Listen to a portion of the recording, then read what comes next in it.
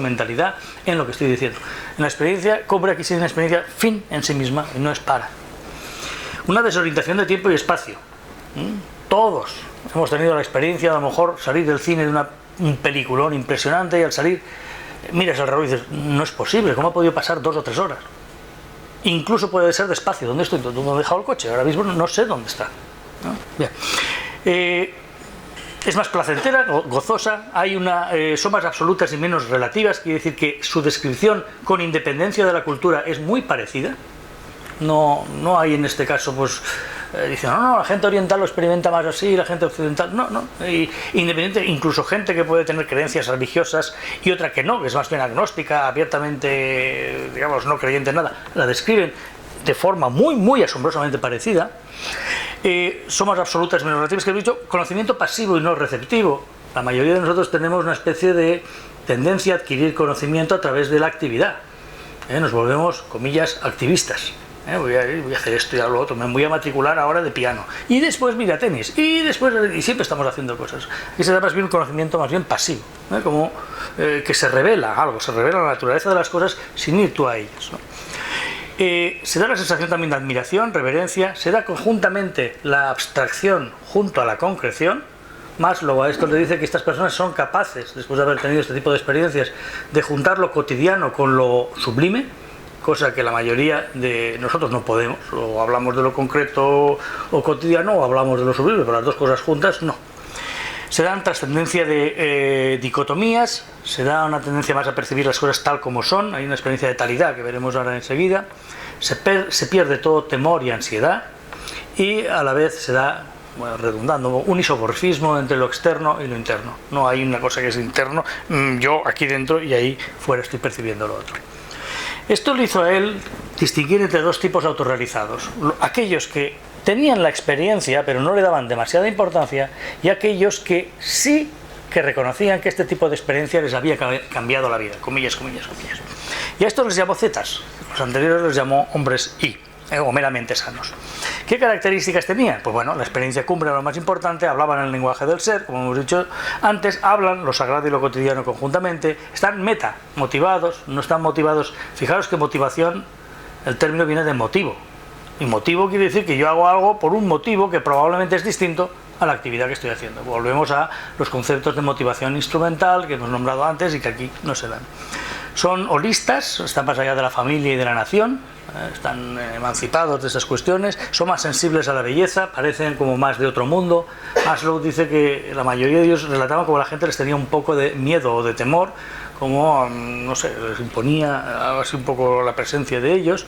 Hay una sinergia entre el egoísmo y la generosidad. Esto te das cuenta que los tests de personalidad habituales suelen pintar estas dos dimensiones como opuestas. Por ejemplo, si utilizáis un diferencial semántico de Osgood, esto que utilizamos en test de personalidad, ponemos aquí a lo mejor el egoísmo y aquí ponemos la generosidad. Y o estás aquí o estás allá. O sea, tú no puedes ser egoísta y a la vez generoso. Sin embargo, aquí se da así, puntuaría muy alto tanto en egoísmo como en generosidad, lo cual tiraría por tierra las escalas F de fiabilidad de los tests psicométricos al uso, ¿no? Y hay una correlación positiva entre la sensación de misterio y el conocimiento. La mayoría de nosotros, cuanto más conocemos, tenemos más una sensación como diciendo, no sé si os habéis dado cuenta la cara de un experto. Los expertos siempre tienen cara de aburridos, si no, no eres experto. Y cuando te preguntan algo, si no haces cara de aburrido, parece ser que es que no lo sabes, ¿no? Usted, máster en cuál y tal, ¿qué opina? Y dice, mire usted, ¿sabe? Para que nos entienda la gente, ¿no? O sea, estás bajando un poco pues, siendo condescendiente en algo que para ti no es ningún secreto. Sin embargo, en la gente autorrealizada se descubrió que cuanto más sabían, más sentido del misterio tenían. Era justo la relación inversa, ¿no? No temen a los chiflados y majaretas, quizá porque lo están, y como esta mañana ha hablado Francisco otra vez, pues probablemente los locos son un poco pues la flor, digamos, de la evolución humana, y son los que hacen moverse toda civilización. Están reconciliados con el mal, en general suelen tolerar cuando dicen, ¿has visto lo que ha pasado? ¿Y qué? ¿Cuál es el problema? Sin embargo, sí están mucho más dispuestos a combatirlo cuando hay que hacerlo. Pues, sin embargo, simpatizan y no ven tan terrible tantas cosas que los demás pues, ven horribles y tal. Se ven más como portadores de talento. Dice que en general, pues esto puede parecer muy orgulloso, verlos como que son muy orgullosos y que pues los demás suelen tener rechazo, digamos, ante esta característica. Son más religiosos, aunque parezcan anti, tienen más experiencias. Fijaros que religión es un término parecido a yoga. Religión del latín es religare, o sea, volver a ligar. Yugo, si queréis, pues también viene yoga, yugo, es volver a unir, ¿no? Pues tienen más experiencias de talidad. Maslow define las experiencias de talidad como percibir las cosas tal cual son, como hemos dicho antes. Y tal cual son, él literalmente, me hizo gracia la descripción, dice, se quedan fascinados con los movimientos de una oruga, con las gotas resbalando en el cristal un día de lluvia o en el arco iris que se forma en las manchitas de aceite en los charcos de los días. Cosas que todos los demás dicen, vaya tontería, eres tú, yo estoy a perder el tiempo en tonterías de estas, ¿no? Pero esa es una experiencia de talidad, ¿no? Más contemplación y menos actividad. Lo habla la cita Krishnamurti, que es una conciencia sin elección. Fijaros que esta mañana también Paco Travera ha nombrado esto de no elijas, ¿no? Hagas lo que hagas te equivocarás. El ejemplo quizá era un poco... Pero si eliges te equivocas. Y la elección es realmente lo que nos hace esclavos, no libres realmente. La libertad está en la percepción sin elección, ¿no? Se da en este tipo de experiencia. Son post-ambivalentes, tienen un amor incondicional hacia todos los seres. La mayoría de nosotros somos muy ambivalentes. Ya sabéis que si nos enamoramos, cuando el otro nos dice que también nos quiere, pues todo va bien. Pero si el otro nos da calabazas, de pronto ha pasado de ser inteligentísimo, simpatiquísimo y todo eso, a ser un cretino, un idiota, insoportable. Luego eso sería, somos muy ambivalentes, ¿no? En el amor, etcétera, etcétera. Y preferiría más las betapagas. Probablemente en empresas se supone que podrías motivarles más dándole otro tipo de pago. No dinero, sino probablemente a lo mejor libertad de horarios, libertad un poco de cátedra para hacer un poco como lo que quiera, etcétera, etcétera. Vale. Esto no se ha podido parar. Espera. Aquí está. Vale. Mi proposición, que... No.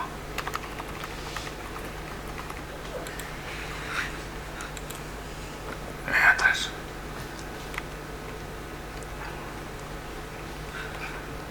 Adelante. Mi proposición es que este tipo de experiencias, aunque las tengamos todos, sí marcan un jalón, vamos a decirlo así, o una frontera que delimita el final del ego normal, del yo normal, o una personalidad normal, hacia otro tipo de conciencia, que es lo que un poco estaba hablando Vicente. Un grado de evolución muy alto desde cierto punto de vista sería un ego integrado, ¿no? Una personalidad integrada. Sabéis que persona viene del griego, que es máscara, y era la máscara que llevaban los actores griegos, los agones, agón, ¿sabéis esto de agonista, agón? Todo esto es actor, ¿no? Entonces, esta personalidad, que es, si queréis, lo físico, lo emocional y lo mental, las dimensiones en las que trabaja la psicología tradicional, puede llegar a una integración tal que uno llega a ser lo que en general llamamos una personalidad. Dice, las personalidades se sientan en los primeros palcos, etcétera, etcétera. Una personalidad es mucho, es un grado de evolución alto, y es tener un ego alto es un signo de evolución muy interesante. El problema es qué hay más allá de ese ego. Y ese ego, tarde o temprano, como veis ahí, esta línea roja, llega un momento en que el ego empieza su senectud, empieza a madurar y caer, como si fuera una pomita o una manzana o lo que sea. Y al momento en que el ego empieza a decaer, es porque está floreciendo algo distinto. Y ese algo distinto depende de la tradición, y de ahí vienen los orígenes de la psicología transpersonal y de muchas más filosofías, etcétera, etcétera. Es que hay algo que está empezando a sustituir el ego. Y su primer síntoma de presencia es estas experiencias cumbre. Ojo con las experiencias cumbre, porque no tiene nada que ver con religión. No es que uno se le aparece, porque además tampoco esas experiencias cumbres tienen que ver con visiones o audiciones de nada. Estamos hablando de experiencias de plenitud, muy hiperholistas y de una intensidad tal que dejan una marca yo diría indeleble, ¿no? En uno. Hay una canción de Leonard Cohen, que a veces lo pongo en algunos másters y todo esto, que es esta de que hay un crack en todo. There is a crack in everything. That's how the light gets in. Así es como la luz entra. Entonces ese crack es como si pudiéramos hacer la analogía de esta personalidad que ha conseguido integrarse y ser una personalidad, digamos, muy capaz, adaptativa y capaz de logros en la vida diaria, etcétera, etcétera. De pronto empieza a tener rajitas, golpes de este tipo de experiencia. Y estas personas, cuando empiezan a tenerlo, se introducen de lleno en lo que ha sido llamado misticismo. Misticismo, desde este punto de vista, no es algo religioso, sino que sería una capacidad inherente al ser humano. Quizá ahí entraría a lo mejor, que he comentado antes Vicente, si existe esto del renacimiento o no, o sea, eso sería aparte, pero lo cierto es que este ente que evoluciona llega un momento en que empieza como a descomponerse por culpa o gracias a este tipo de experiencias. Y este tipo de experiencias son tan, comillas, naturales, como podrían serlo por la capacidad de orgasmo de una persona pues, cuando llega a la pubertad. Se supone que todos, cuando tenemos esto, la pubertad, aparecen los caracteres sexuales secundarios y todo, y tenemos un potencial orgásmico, eso que le gustaba decir a Wilhelm Reich, que es natural a todos, no tiene nada que ver con que yo sea creyente en esto o en lo otro, o que sea agnóstico o ateo, no tiene nada que ver. Por tanto, la zona mística o la etapa de evolución mística, yo diría que es, racionalmente hablando, aquella etapa que viene después de la personalidad integrada, que empieza a ceder en función o en beneficio de otro tipo de percepción, de la cual la experiencia cumbre es el primer atisbo. Digo atisbo porque no es que la percepción en sí, si es pura, no sea lo suficientemente completa, sino que probablemente es se da temporalmente en momentos muy pequeños. Esta experiencia, insisto, no tiene nada que ver con ningún tipo de creencia, lo hemos tenido todos, solo que la mayoría de nosotros la hemos dado de lado, o como dicen enseñanzas bíblicas, dice, la piedra que todos rechazaron, o que nadie se fijó en ella, pues es un poco la importante, ¿no? Por tanto, ahí aparece esa zona mística que, si uno quiere decirle alma o quiere decirle la inteligencia superior o el orden implícito de David Bohm, me es igual. Pero lo cierto es que esto sería lo que está ahora aconteciendo de forma, yo diría, masiva. Hasta ahora la experiencia mística incluye ahí la revelación científica, una Madame Curie de pronto pues, descubriendo cosas, todo eso es una experiencia de este tipo, hablamos de mística en el sentido de tal, acontecía de forma puntual. Ahora aquí, ahora allá, ahora al cabo de un tiempo pues en otro sitio, pero por primera vez, y quizá pues abundando lo que ha dicho, que yo coincido con él, creo que actualmente, y yo creo que las nuevas tecnologías están ayudando mucho, todo esto del Facebook, el Twitter, nos están convirtiendo en una aldea global, interrelacionada, está empezando a darse de forma ya, digamos, masiva. Masiva quizá, pues a lo mejor pocos millones de seres humanos que están empezando a tener ya experiencias místicas.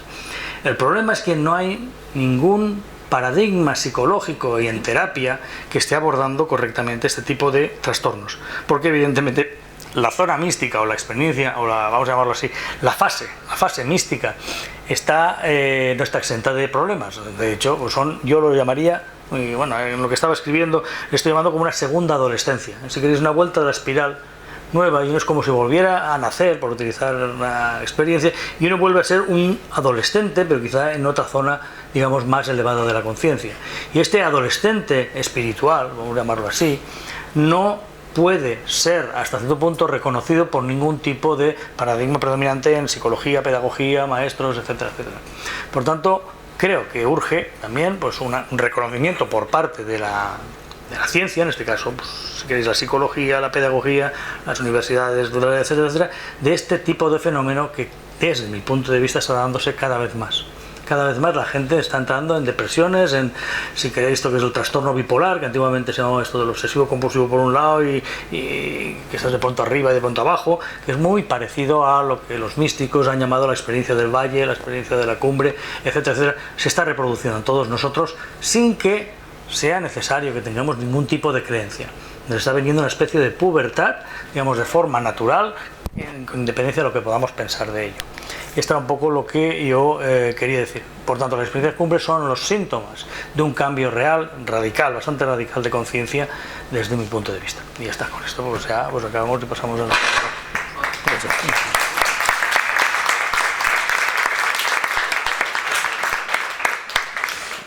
Después de estas dos ponencias, donde hemos podido ver desde diferentes puntos de vista o de diferentes discursos, experiencias, no sé si se atreven a decir, experiencias en las que podemos vislumbrar que divide la no dualidad, vislumbrar el espacio de conciencia y tener sensaciones de ruidos a través del micrófono, experimentarlos como contenidos mentales, entonces vivir desde fuera de ellos y sentir que no interfieren en el mensaje que estamos emitiendo, con lo cual estamos en un espacio más allá de la propia realidad material que se manifiesta.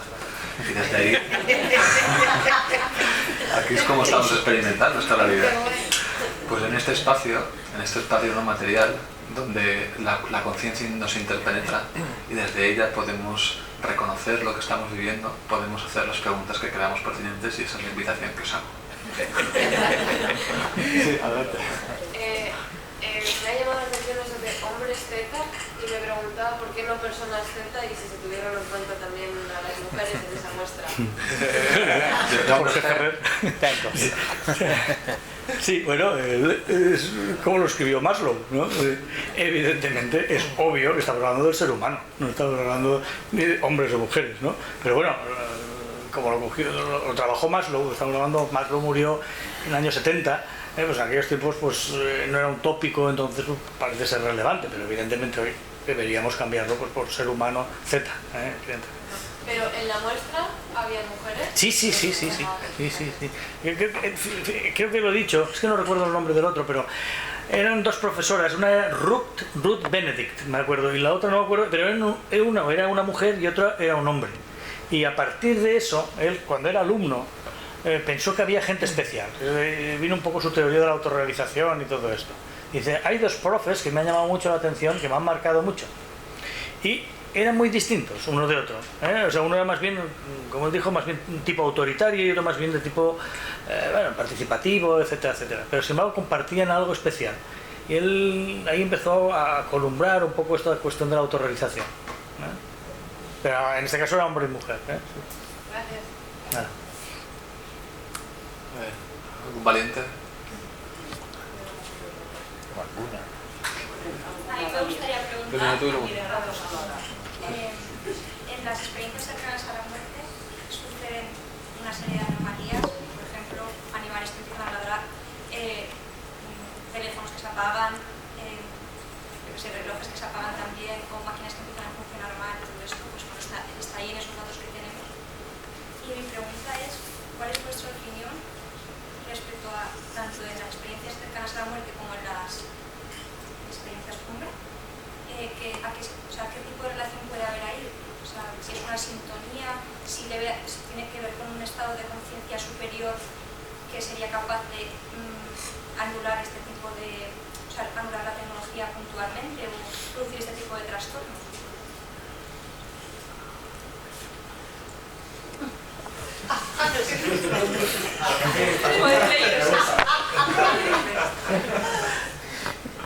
Yo no lo sé, pero lo relaciono con la idea de que estamos en lo que podríamos llamar un cosmos multidimensional y que normalmente solo somos conscientes de esta dimensión física, material, tridimensional, y que lo que sucede en este tipo de experiencias es que las otras dimensiones no es que sean algo completamente distinto y extraño a lo que vivimos, sino que nuestras emociones serían no solo fenómenos intracorporales, sino que serían procesos energéticos que tienen lugar en lo que en este sentido podemos llamar otra dimensión, y los pensamientos lo mismo, con lo cual en ocasiones esas distintas dimensiones interactúan de una manera más visible que lo que sucede en la vida cotidiana. Y por tanto lo que está sucediendo en una dimensión más sutil, a nivel emocional o a nivel mental, llega a afectar, llega a manifestarse a nivel físico. Un momento. Que primero iba a chica que... Tú, eso que me preguntas. Sí. Yo lo que veo es que este nivel de conciencia necesariamente requiere un soporte material. Entonces, nosotros sabemos que se van renovando las células de nuestro cuerpo, ¿no? Y que con el tiempo las neuronas se van deteriorando. Vamos perdiendo recuerdos, olvidamos un montón de cosas. Entonces, ¿qué pasa? Digamos, con esa conciencia que seguiría más allá de nuestro estado físico, se va ya perdiendo poco a poco. No sé si consigo explicarme. Digamos, parece que todo lo argumentamos como si hubiera un único momento de la muerte, ¿no? La muerte, que hasta ahí estamos vivos, ahora nos morimos, pasamos a otro estado, no se sabe bien cómo. Pero desde esa perspectiva de que hay un soporte físico que va, digamos, ¿no? La muerte no sería en un instante. Sería una muerte que va acaeciendo a lo largo del tiempo, y con esas teorías de que, en fin, podemos incluso estar reencarnándonos de vidas anteriores o que nos podemos luego reencarnar, ¿cómo sería ese proceso? Esa es la duda que me ha surgido al escuchar pues todas esas explicaciones que por otra parte me han parecido interesantes y amenas. A mí siempre me hace gracia cuando es un cliché decir nadie sabe lo que pasa después de la muerte, nadie ha venido a contárnoslo. Una cosa es que no creamos en lo que muchos dicen, pero lo cierto es que hay bastantes testimonios de gente que afirma sí saber lo que ocurre. Gente que, como insinuaba antes muy ligeramente, ha despertado facultades de conocimiento distintas. Por ejemplo, podríamos hacer la prueba si esa clarividencia es cierta, y podríamos definir provisionalmente la clarividencia como la capacidad de percibir, no necesariamente ver en esas otras dimensiones más sutiles. Podríamos ver si 10 clarividentes presuntos describen de la misma manera que está sucediendo cuando se produce el tránsito. Porque lo que llamamos muerte desde esta perspectiva no sería más que lo que he propuesto con una terminología que intenta ser un poco más neutra. El sujeto autoconsciente está abandonando el cuerpo físico, que es el instrumento a través del cual se está expresando en esta dimensión. Pero en esta cosmología multidimensional y en esta antropología integral que estaba diseñando, una cosa es, decía antes ya, la totalidad del cuerpo físico con el cerebro, indudablemente a través del cual funcionamos cuando estamos encarnados, y otra cosa sería la mente. Todas las experiencias, esas 4 líneas de investigación que he señalado antes, coinciden en que es posible un funcionamiento de la mente sin el soporte físico. Por eso insistía en distinguir entre el cerebro, la mente y la conciencia. Y aquí se nos plantea, tú hablabas de las neuronas y del olvido, se nos plantea el problema de la memoria. ¿Qué es la memoria y dónde está la memoria? Y recordaba a Karl Pribram, quien propone el paradigma holográfico de la memoria, al mismo tiempo que Bohm está proponiendo el paradigma holográfico y el holomovimiento de toda la realidad, porque quizás es que la memoria no se guarda en las neuronas, sino que el cerebro como antena, el cerebro y quizás el ADN como antena receptora de la información, está funcionando, estamos pensando, recibiendo pensamientos y emitiendo a través de esta antena, de este órgano receptor, conversor, traductor y transmisor, pero no que se produzca el pensamiento en el cerebro. Por tanto, el pensamiento se produciría en la mente y la mente pensante existiría después de la muerte con independencia del cuerpo físico. Esto es lo que insinuaba, que nos parece extraordinariamente extraño y que no encaja para nada en el paradigma dominante. Pero esta distinción de distintas dimensiones, distintos niveles, y ver cómo la muerte sería el pasar... Fijaros que es Platón, en definitiva. ¿Cómo define Platón la muerte? Es la separación, en la terminología antigua, del alma respecto del cuerpo.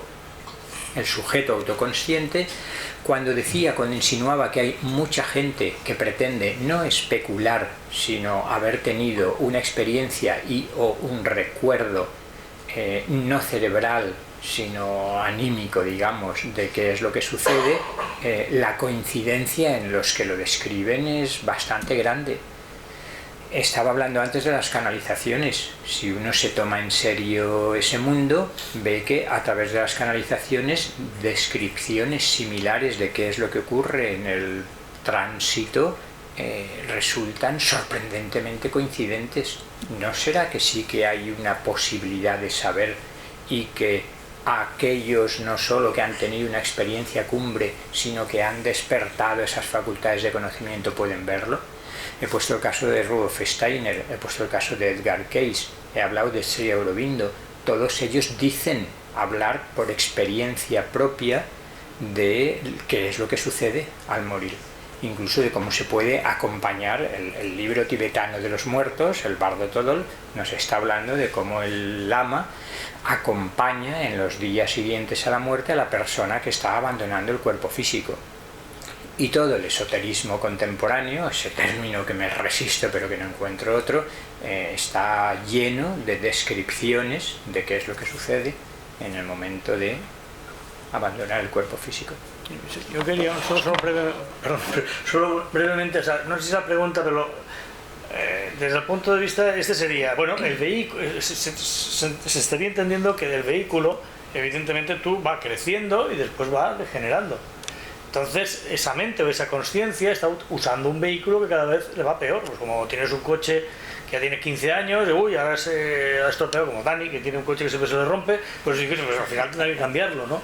Sería un poco la idea, cada vez va peor, ¿no? Pues el cerebro, todo eso cada vez te sirve menos, tanto como instrumento de adquisición de experiencia como para expresión. Pues no es eso exactamente, o sea, a ver, es que como yo, el sujeto autoconsciente, digamos que paulatinamente va siendo cada vez menos autoconsciente. Sí. Eso es lo que estoy planteando. No es que, o sea, a ti se te ha hecho viejo el soporte físico, te vas a otro soporte, ¿no? Sino que poco a poco, ¿no? Cada vez eres menos autoconsciente, porque si cada vez vas olvidando más cosas y tus neuronas cada vez están más deterioradas, pues al final, o sea, ¿por dónde se nos escapa este trozo de conciencia? Esa es la cuestión. Pero vale, ya me considero que habéis contestado. Antes mencionaba la conferencia esta de Emilio Carrillo, por pasar a metáforas lo más simple posibles, cuando empezaba distinguiendo, insisto, presuntamente descripción de bajo nivel de una experiencia personal y no especulación con interpretación metafísica, la diferencia entre el coche y el conductor. Entonces, el sujeto autoconsciente es el conductor del coche, que sería no solo nuestro cuerpo físico, sino también nuestra mente y nuestras emociones. Lo que sucede es que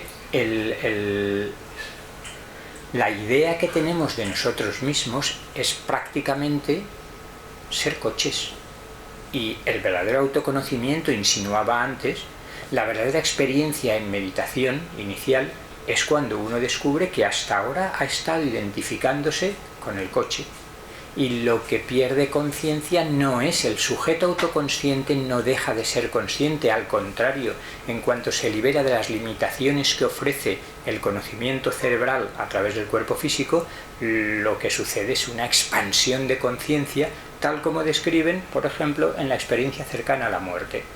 El campo afectivo y el campo cognitivo se intensifican de tal manera que ni siquiera sospechamos, cuando estamos encarnados y no hemos tenido experiencias cumbre. La experiencia cercana a la muerte, obviamente, yo diría que cabe catalogarla como una experiencia cumbre.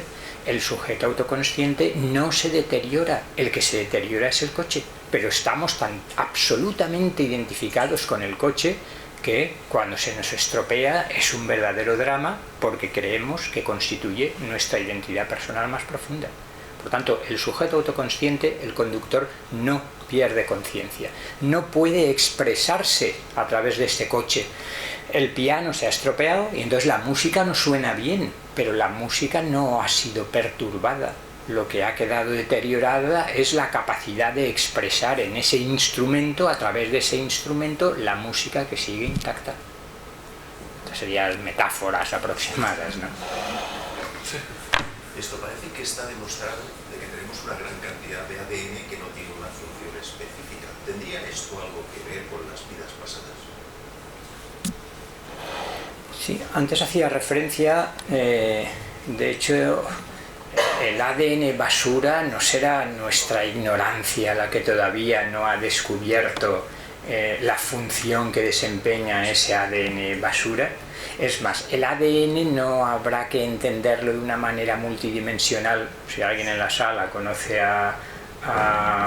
llamado Cryon o Cryon, tiene todo un libro sobre las 12 hebras del código genético, y el ADN basura sería la expresión física de un ADN multidimensional que tiene funciones desconocidas hasta ahora. Y por tanto no es que sea basura, sino que hay allí una información preciosa grabada a la que generalmente no tenemos acceso y que no hemos descubierto cuál es su función, pero puede que aquí haya un secreto importante. Y es curioso cómo no creo que Pim van Lommel, mucho más científico que Lee Carroll y Cryon, vea también en el ADN basura una antena oculta capaz de recibir una enorme cantidad de información que de otra manera se nos escapa. No, el de las gafas, tú primero, luego chico adelante, es que está aquí confundido. Siguiendo con la metáfora de la coche, referido a las experiencias, la reencarnación. Si una persona alcanza una experiencia cumple y se identifica ya como conductor del coche, cuando ese coche se estropea y se cambia a otro, esa persona es como un presente que tiene que volver a esa experiencia, porque no hay personas que crezcan y que a lo mejor en otra vida pasada hayan llegado a una experiencia cumbre y crezcan ya con ese nivel de conciencia. Entonces es como un reseto. ¿Quieres decir algo? A ver, en cuanto a las experiencias cumbre, hay un montón, digamos, yo creo que de grados, niveles y todo eso de experimentarlas, ¿no? Entonces hay desde tonterías, por ejemplo, pues no sé, pensad, no sé, pues lo que he comentado mucho, ¿no? La SMR y todo eso, pero es una sensación placentera, pero evidentemente no es ninguna revelación. Vale.